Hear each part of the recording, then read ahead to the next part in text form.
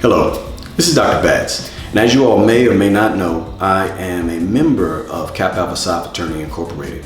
This weekend, I had the great opportunity to speak with my chapter, the San Antonio Alumni chapter, about heart health. It was a riveting discussion. One thing that we saw was that we oftentimes make a discussion about health, a discussion about wellness, be something that's complex and difficult. And in all intents and purposes, it doesn't have to be. Eat right, exercise, get enough sleep, and maintain community connectedness are the keys to doing that. Additionally, this weekend coming up, February 22nd, I believe, the San Antonio Alumni chapter of Kappa Alpha Psi Fraternity Incorporated will be hosting a 5K. Again, you can walk it, you can run it, you can take a leisurely stroll, but again, something to show your support and solidarity in regards to reducing heart health, not only in our communities, but in every community. That said, you can register for this event through Facebook, also through our online entities, which I will leave directions to shortly to follow. Otherwise, have a delightful day, and remember, make heart health a priority.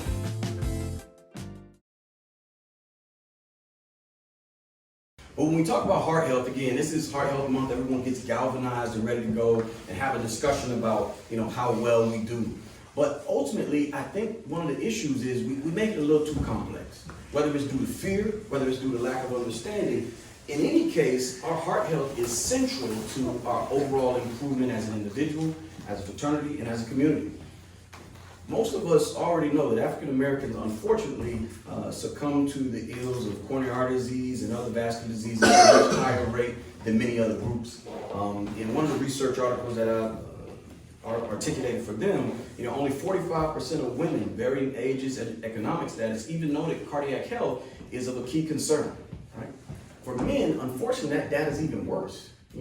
We think, this, doesn't really bother us too much. It'll go away or something of that nature. And small risk factors, those being hypertension, hyperlipidemia, those type things, again, we know have a large impact on our health. So today I'm just going to talk about 3 quick points, right? We're going to talk about risk, we're going to talk about symptoms, and we're going to talk about treatments, right? And I'm not going to get into, I'm going to tell you the treatments that I like, but I'll tell you all of them in a larger scope. So first thing is risk, right? How many people in here feel like they're at risk for heart disease? Right, by show of hands. So everyone's hand should be raised, right? Because so when you think about risk, there's a binary chart to it, right? You have both modifiable and non-modifiable risk factors, right? We can't do anything about being male, right? We can't do anything about, I know it's okay.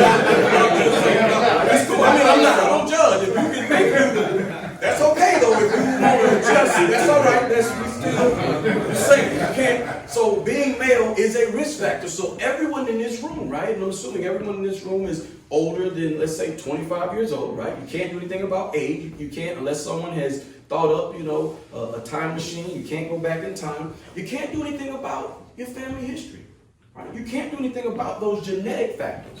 But the things we can do things about are, I know where I'm going with this. It's easy, right?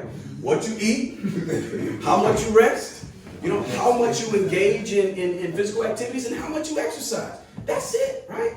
Right? Because when we look at hypertension, the biggest cause for hypertension or high blood pressure is obesity and a high sodium diet. When you look at the Southern diet, right?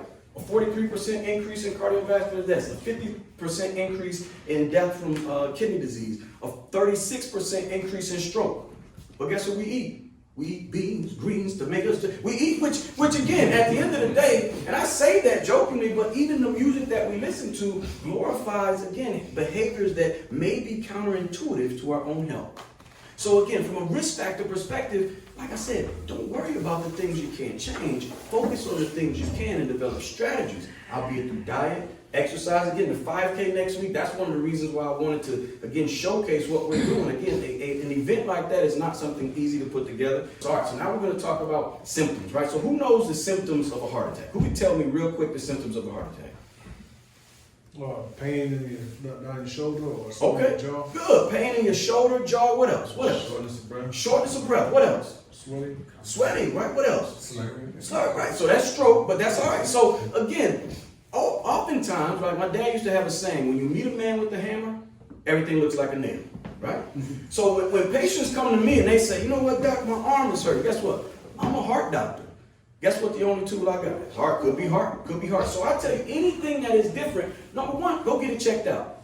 Let a professional, not Dr. Google, WebMD is great, right? But again, let a professional navigate you through what things you need to have take place, right? So many symptoms, the most common symptoms, you all mentioned them, right? So chest pain, chest pressure, chest discomfort in your jaw, shoulder, down your arm, numbness or tingling. Women oftentimes present with less non-specific symptoms, dizziness, lightheadedness, but if the brother presents with that, again, go get it checked out, right? So those are things that, again, could all contribute to your cardiac risk. So any symptom, get it checked out. So finally, we're going to move into treatment, right? So when you think about treatment, there's always this fear. Because I had one of my patients come, he saw me just for what we call a screening. And he'd done his whole life, you know, military, did everything, could run. He could still outrun, well, he can't outrun me, but he was in great shape, right? So we do the screening, we put him into a screening calculator, and it spits out that he's low risk. So he's like, drop the mic, I'm great, I'm good, nothing to worry about. And I said, whoa. You realize that the risk calculators that we use, we weren't in the studies that has the data come out.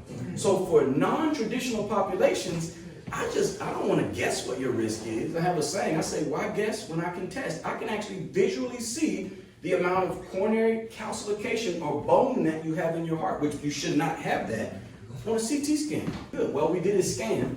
You don't, so how many people think that you should have bone or calcium in your heart? How many people think that's a good, okay, everyone's shaking their head, no, right? So his score, right, we score it out, was somewhere around 1,500.